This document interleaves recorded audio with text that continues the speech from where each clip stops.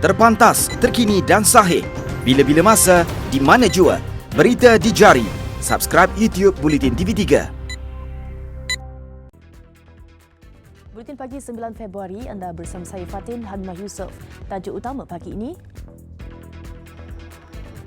Insiden tembakan di Thailand ragut 21 nyawa, lebih 30 cedera.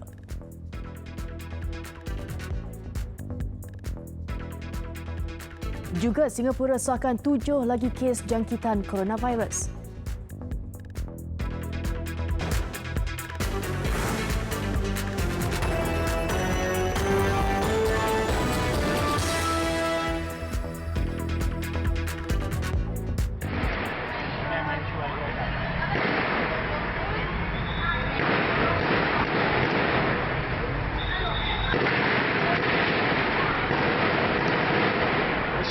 M4 ด้วยยัดแม่งอกมาดิไว้ยิงเดี่ยวกูไหมมึงออกมาดิเฮียงอกมาดิจอด Itu tadi visual kejadian tembakan rambang yang berlaku di Nakhon Ratchasima, Thailand, di mana seorang anggota tentera yang berang dengan pegawai pemerintahnya mengamuk dan melepaskan tembakan rambang di sekitar pusat beli belah Terminal 21. Difahamkan kini suspek yang berusia 32 tahun masih bersembunyi di dalam pusat beli belah berkenaan. Pihak berkuasa juga telah membawa ibunya bagi memujuk supaya menyerah diri. Mengikut laporan media tempatan, suspek yang dikenal pasti sebagai Sarjan Major Jakapa Thoma telah bertengkar dengan pegawai tenteranya di kamp tentera Suratapita. Akibat tidak berpuas hati, suspek melepaskan tembakan ke arah pegawainya. Kejadian itu menyebabkan komander berusia 48 tahun dan 2 pegawai lain maut di tempat kejadian. Dia kemudian melarikan sebuah kenderaan bersama beberapa senjata baru menuju ke pusat beli belah Terminal 21 sekitar jam 3.30 petang waktu tempatan. Suspek kemudian melepaskan tembakan rambang ke arah orang awam di perkarangan Terminal 21 hingga meragut 21 nyawa termasuk seorang anggota keselamatan dan mencederakan 30 yang lain. Adegan berbalas tembakan turut berlaku dengan pihak berkuasa dan suspek kemudian melarikan diri dan bersembunyi di dalam pusat beli belah berkenaan dipercayai bersama beberapa orang tebusan. Suspek turut merakam kejadian melalui Facebook Live dan sempat bertanya beberapa pendapat kepada pengikutnya, namun rakaman sudah dikeluarkan oleh pihak Facebook. Panglima Tentera Darat Thailand, Apirat Kong Sopong, mengeluarkan perintah kepada Komander Tentera Darat Tempatan untuk menyiasat insiden itu dan Perdana Menteri Prayut Chan-o-cha telah mengarahkan pihak berkuasa yang berkaitan untuk memberkas suspek. Situasi memujuk suspek sudah memasuki 13 jam, namun suspek masih enggan menyerah diri. กลัวค่ะตอนแรกเลยที่เข้าไปนี่คิดว่ามันไม่หนักขนาดนี้นะคะเพราะว่าที่นี่เพราะเขาตอนแรกก็คิดว่าดารามาบอกว่าดาราตกใจมากเลยค่ะไม่รู้ว่าจะยังไงกี่ชั่วโมงตั้งแต่5 โมงเย็นค่ะไม่ค่ะหลบอยู่ในห้องน้ำกันตลอดเลยค่ะไม่เห็นค่ะ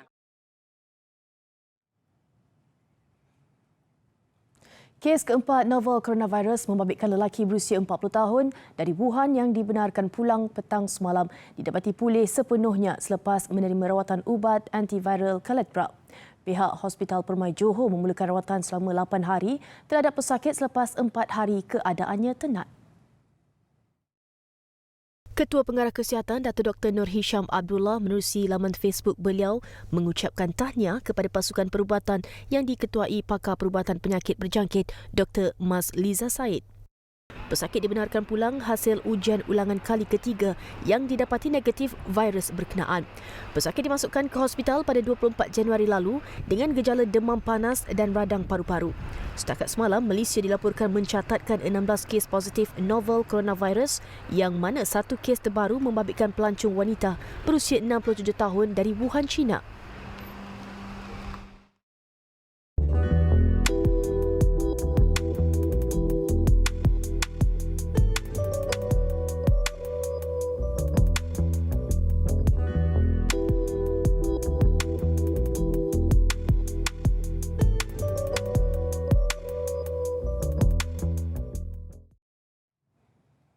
81 pesawah di Kampung Kubang Aji Parit Perak memohon supaya kawasan sawah mereka dapat dijadikan kawasan jelapang padi di bawah kelolaan kawasan Pembangunan Pertanian Bersepadu AIDA secepat mungkin. Dakwa mereka, petak sawah di kawasan itu sudah dibuka sejak lebih 50 tahun dahulu namun masih banyak ketinggalan dari segi infrastruktur berbanding kawasan jelapang lain. Menurut pengurusi kelompok Parit 1, 2 dan 3 Kampung Kubang Aji Khairuddin Muhammad Kadri, hanya 4 kelompok sahaja menerima peruntukan untuk menaik taraf sistem perparitan berbanding keseluruhan kelompok yang meliputi 175 hektar. Dakwanya pada 1985, peruntukan sebanyak 10 juta ringgit diluluskan oleh kerajaan pusat pada ketika itu untuk membantu pesawah di kawasan itu meningkatkan hasil pengeluaran padi mereka. Tapi malangnya usaha itu telah pun berjalan sedikit. Cuma kita dapat kawasan pemairan perparitan Kok Yu yang ada di depan saya ni daripada parit 1 hingga parit 4 hanya menelan belanja lebih kurang dalam 800,000 pada ketika itu. Jadi artinya kelulusan itu hanya dapat sedikit, lebih kurang dalam 20% saja. Jadi orang yang menerima nikmat peringkat perparitan yang pertama ini adalah daripada parit 1 hingga parit 4. Sedangkan kawasan ini yang kita nak angkatkan jadi kawasan jelapang ini keseluruhan di kawasan Perak Tengah. Tambahnya pihaknya juga sehingga kini masih menunggu keputusan Kementerian Pertanian dan Industri Asas Tani walaupun permohonan untuk diletakkan di bawah IADA dibuat pada tahun 1995. Semua repair bendang ke ataupun nak buat bagi cantik bendang ni semua duit sendiri. Ada sikit sangatlah kalau peruntukan itu ada daripada kerajaan, contohnya 80 orang tu mungkin dapat 5 orang atau 10 orang. Tak menyeluruh lah. Selain daripada masalah infrastruktur, pesawah di kawasan ini juga berhadapan dengan pelbagai lagi masalah seperti serangan serangga perosak, keadaan tanah yang perlu dirawat dan juga insentif harga padi. Mereka berharap dengan langkah meletakkan di bawah seliaan IADA, hasil padi dapat ditingkatkan. Benda ni nak kata hasil kita bukan... Iyalah benda ni kita tak tahu kan, makhluk perosak apa semua kita tak tahu. Kadang-kadang okey tengok cuaca kat faktor cuaca apa semua, tapi kemungkinan tu boleh meningkat lah kan. Kalau ada support lain apa semua kan, air cukup masa air apa semua kan, pengairan okey apa semua, insya-Allah boleh pergi. 2 bank menawarkan penangguhan sementara pembayaran pinjaman kepada pelanggan yang juga usahawan kecil dan sederhana PKS yang terjejas akibat penularan coronavirus. Dalam satu pengumuman, Bank Simpanan Nasional BSN dan Bank Rakyat meminta mereka yang terjejas untuk hadir ke mana-mana cawangan bank terbabit bagi menangani masalah keuangan yang dihadapi. Ketua Eksekutif BSN Datuk Yunus Abdul Ghani dalam satu kenyataan berkata pihaknya memahami keadaan pelanggan yang terdiri daripada pengusaha perniagaan yang mungkin terjejas kerana tidak dapat berurusan dengan pembekal tertentu akibat penularan virus terutamanya di negara-negara berisiko. Pelanggan diminta hadir dan berbincang dengan BSN bagi memastikan kelangsungan perniagaan mereka di samping memastikan fasiliti kemudahan dinikmati dengan sebaik mungkin. Ketua Pegawai Eksekutif Bank Rakyat, Datuk Rosman Muhammad turut meminta pelanggannya tampil mendapatkan khidmat nasihat. Ini kerana pihak bank menyedari ketika ini waktu yang mencabar bagi komuniti dan ekonomi global dan sentiasa memikirkan mereka yang terjejas akibat penularan novel coronavirus.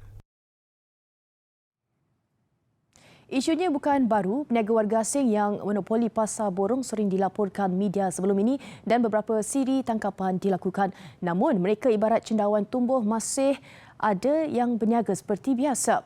Untuk itu, Kementerian Pertanian dan Industri Asas Tani memutuskan mengadakan mesyuarat dengan beberapa kementerian dalam waktu terdekat bagi menentukan bentuk tindakan yang akan diambil terhadap mereka kerana menjejaskan pendapatan golongan petani dan peniaga tempatan.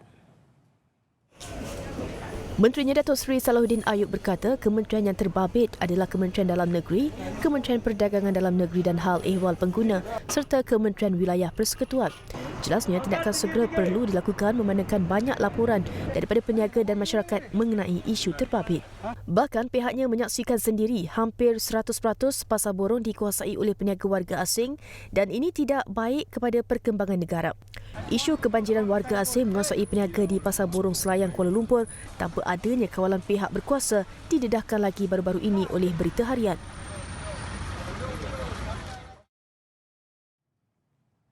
PAS akan mengemukakan usul menyokong kepimpinan Perdana Menteri Tun Dr. Mahathir Mohamad pada persidangan Dewan Rakyat yang bermula 9 Mac ini.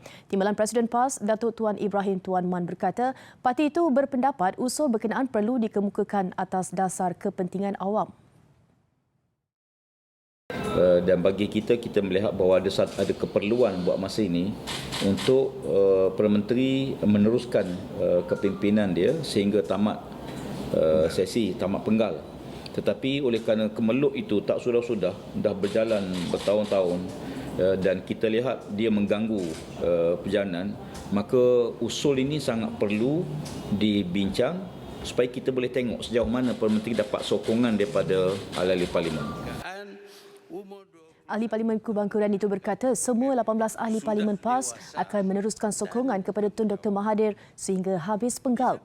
PAS juga akan memaklumkan rancangan untuk mengemukakan cadangan usul itu kepada Barisan Nasional. Berteraskan ilmu pengetahuan dan pengalaman. Dakwaan bahawa terdapat beberapa ahli parlimen dari Parti Keadilan Rakyat PKR, Parti Amanah Negara Amanah dan Gabungan Parti Sarawak GPS menyokong Pakatan Baru Muafakat Nasional disifatkan tidak berasas. Presiden Parti Keadilan Rakyat Datuk Seri Anwar Ibrahim berkata perkara itu adalah strategi propaganda yang sengaja dijaja pembangkang untuk meyakinkan rakyat. Setakat ini saya tak ada asas untuk melayani tohmahan sedemikian. Kerana cara peribadi tak pernah saya dengar, dalam Pakatan Harapan tak saya dengar, dari perbincangan dengan pimpinan Pakatan Harapan termasuk pimpinan Bersatu, perkara ini tidak punya asas. Beliau berkata desas-desus mengenai perkara itu ada kalanya ditokok tambah secara keterlaluan. Ini termasuk jumlah ahli parlimen yang kononnya bakal berpaling tadak. Tidak cukup dengan itu, tambah beliau ada yang cuba mengaitkan isu berkenaan dengan Perdana Menteri Tun Dr. Mahathir Mohamad. Terdahulu beliau yang juga ahli parlimen Port Dickson menghadiri Majlis Ramah Mesra bersama Pro-Reformis 98. Turut hadir pengurusi PKR Negeri Sembilan yang juga Menteri Besar Datuk Seri Aminuddin Harun. Besar impaknya. Laris selepas hasilnya. Pantas menampilkan prosiding ini secara dalam keuangan maya. Berita di jari. Subscribe YouTube Bulletin TV3. Kembali dalam laporan antarabangsa, Kementerian Kesihatan Singapura mengesahkan 7 kes baru jangkitan novel coronavirus di Republik itu menjadikan jumlah keseluruhan kini 40. 5 daripada jumlah berkenaan mempunyai kaitan dengan kes-kes yang diumumkan sebelum ini. Antara kes baru yang disahkan itu melibatkan pemandu teksi dan pemandu peribadi kereta sewa. Manakala 2 daripada kes baru yang disahkan mempunyai kaitan dengan mesyuarat perniagaan persendirian yang berlangsung di Grand Hyatt Singapura dari 20 hingga 22 Januari lalu. Kes baru itu melibatkan 6 warga Singapura serta seorang pemaustin tetap dan kesemua mereka tiada rekod perjalanan ke China. Dalam maklumat kemas kini kes, 2 pesakit telah dibenarkan keluar hospital, 4 ditempatkan di unit rawatan rapi dalam keadaan kritikal dan 1 memerlukan sokongan oksigen tambahan.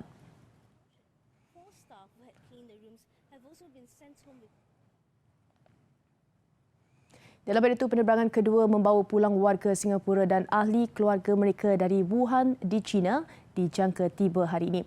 Kementerian Luar Negeri Singapura memaklumkan Singapura telah memindahkan 92 warga negaranya dari Wuhan Khamis lalu. Bagaimanapun, beberapa orang daripadanya telah disahkan dijangkiti coronavirus. Susulan itu, beberapa penumpang yang menunjukkan gejala dijangkiti wabak coronavirus tidak akan dibawa pulang dan dirawat di China. 1 penerbangan yang membawa bekalan perubatan dan kit ujian diagnostik telah berlepas ke Wuhan petang semalam. Penumpang yang tiba di Singapura perlu menjalani aturan proses kuarantin yang telah ditetapkan bagi mengekang penularan virus.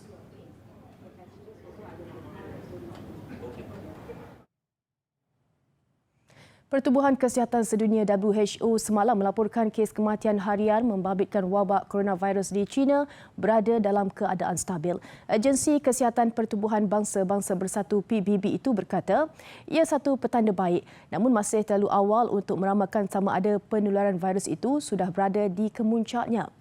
Ketua Program Kesihatan Kecemasan WHO, Michael Ryan berkata, jumlah kes membabitkan wabak coronavirus di wilayah Hubei menunjukkan keadaan semakin stabil.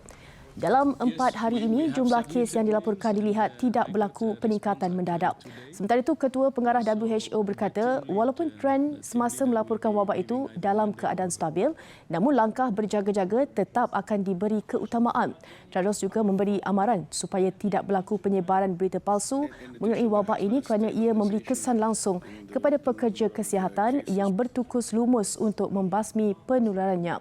Untuk rekod setakat ini, wabak coronavirus menyebabkan lebih 37,000 penduduk dunia dijangkiti dengan kes kematian melebihi 800 orang. There are also lots of suspected cases still to be tested. So If you can introduce yourself and Enjin helikopter Sikorsky S-76 yang membawa legenda keranjang Kobe Bryant yang terhempas di lereng Bukit Berhampiran Calabasas, California pada 26 Januari lalu tidak menunjukkan berlaku sebarang kegagalan dalaman bencana. Semalam laporan dikeluarkan Lembaga Keselamatan Pengangkutan Kebangsaan NTSB mendapati bahagian enjin helikopter itu tidak mengalami sebarang isu.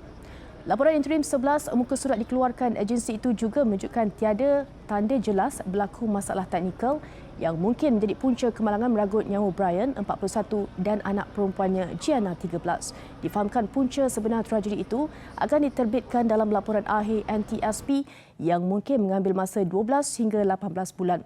Sebelum ini, penyiasat NTSB mendakwa cuaca berkabus dan jarak penglihatan terhad mungkin menjadi tumpuan utama dalam siasatan mereka terhadap nahas itu.